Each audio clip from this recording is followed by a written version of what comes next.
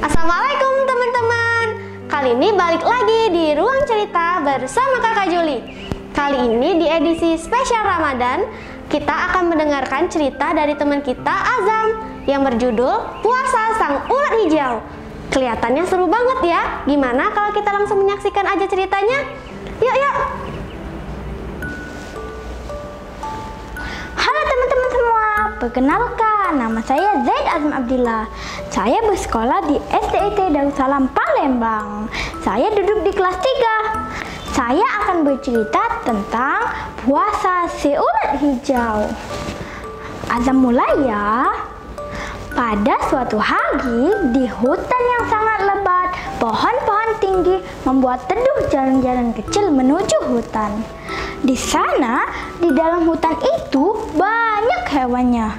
Ada harimau, ayam, kancil, semut, dan banyak lagi. Pagi hari, sinar matahari masuk ke hutan yang rimbun melalui sela-sela daun yang masih berembun. Tampak para burung mengepakkan sayapnya. Dan pagi itu, para penghuni hutan terbangun karena suara sang jago.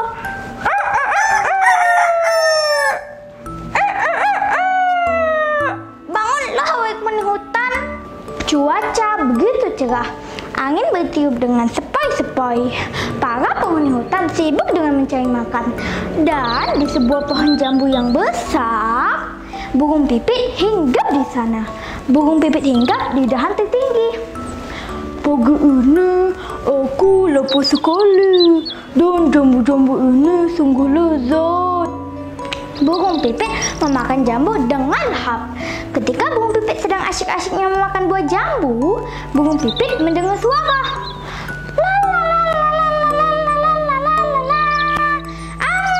Akhirnya aku sampai juga di atas pohon ini. Alhamdulillah, angin tidak terlalu kencang hari ini. Jadi aku dengan mudah naik ke atas pohon jambu ini. Aku sangat senang. Ada ulat hijau. Hai ulat hijau, apa yang sedang kau lakukan di atas pohon ini? Kau membuatku kaget dengan suara kamu. Ulat terkejut. Hampir saja ia jatuh dari atas pohon karena burung pipit membuatnya kaget. Ada burung pipit. Maafkan aku, burung pipit. Aku mengganggumu ya. Maafkan aku ya. Tapi kamu jangan makan aku ya. Hahaha. Siapa ya yang akan memakanmu? Tenang saja ulat. Aku tidak suka memakan ulat. Aku adalah burung pipit yang suka makan buah-buahan, bukan makan ulat. Burung pipit satu ini tidak suka ulat, teman-teman. Ia suka makan buah-buahan. Teman-teman juga ya, kita harus banyak makan buah agar kulit kita sehat. Hai ulat, apa yang sedang kau lakukan di atas pohon ini? Bila angin kencang, kau bisa jatuh. Aku sedang lapar dan aku ingin makan daun-daun yang segar yang berada di atas pohon. Oh, baiklah. Tapi kau harus berhati-hati karena angin di atas sini cukup deras. Baiklah, Pipit. Aku akan berhati-hati. Dengan pelan, sang ulat berjalan dengan hati-hati.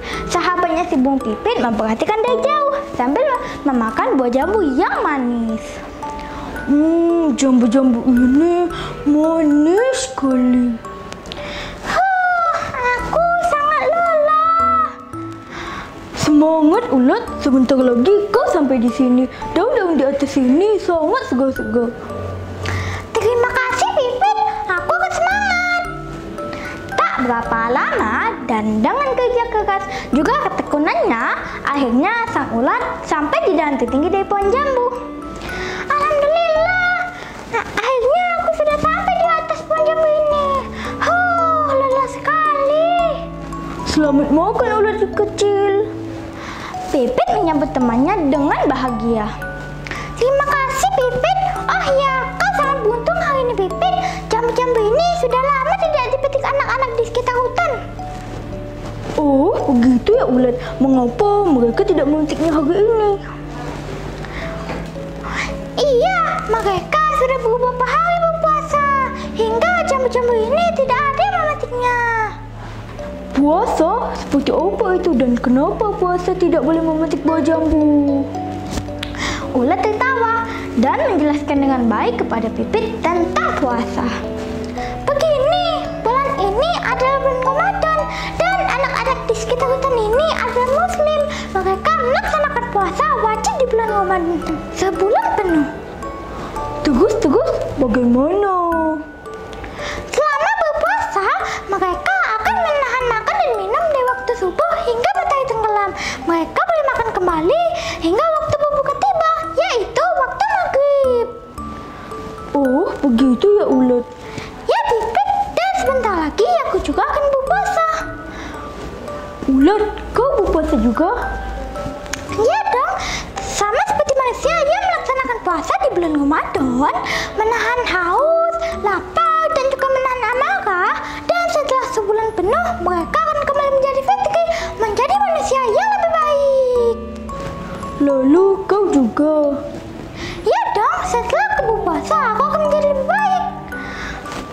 Pipit dan Ulat bercerita dengan seru sambil menikmati manisnya buah jambu dan daun segar. Oh, jadi seperti itu ya. Ulat, kau makan banyak sekali padahal kau kecil. Iya, aku makan banyak sebagai persiapan energiku. Oh, baiklah. Ulat, sepertinya aku sudah kenyang. Aku akan terbang mengumpulkan jerami untuk sarangku. Besok kita bertemu di sini lagi ya. Pipit terbang meninggalkan sang ulat yang masih makan. Mereka akan bertemu di hari selanjutnya. Setelah kenyang, si ulat tetap berada di atas pohon jambu. Alhamdulillah, aku sudah kenyang. Waktu terus berlalu. Sang ulat tidak turun-turun teman-teman. Sampai matahari tenggelam, sang ulat tetap berada di atas pohon jambu. Dan keesokan harinya, ketika matahari terbit dengan sinarnya yang hangat dan angin bertiup dengan lembut, terdengar sang ayam jago kembali berkokok.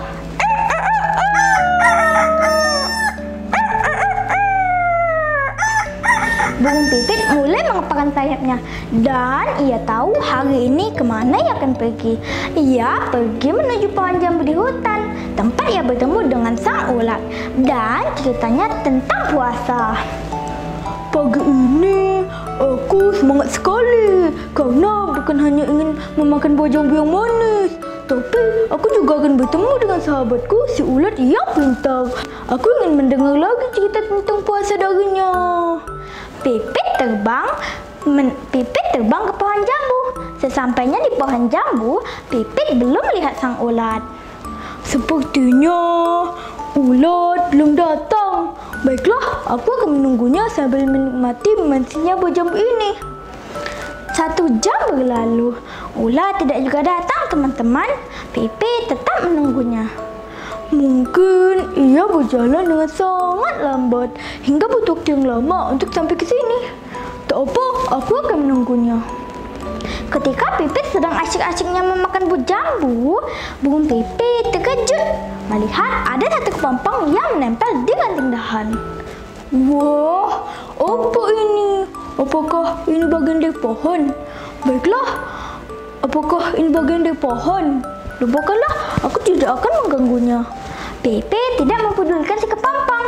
Ia tidak tahu padahal kepompong itu adalah sahabatnya, si ulat. 2 jam, 3 jam, waktu berlalu. Sang ulat tidak datang-datang teman-teman. Pipit tetap menunggunya. Ia tidak tahu bahwa ia sangat dekat dengannya, namun dalam bentuk yang berbeda. Aku sangat lelah dan kenyang.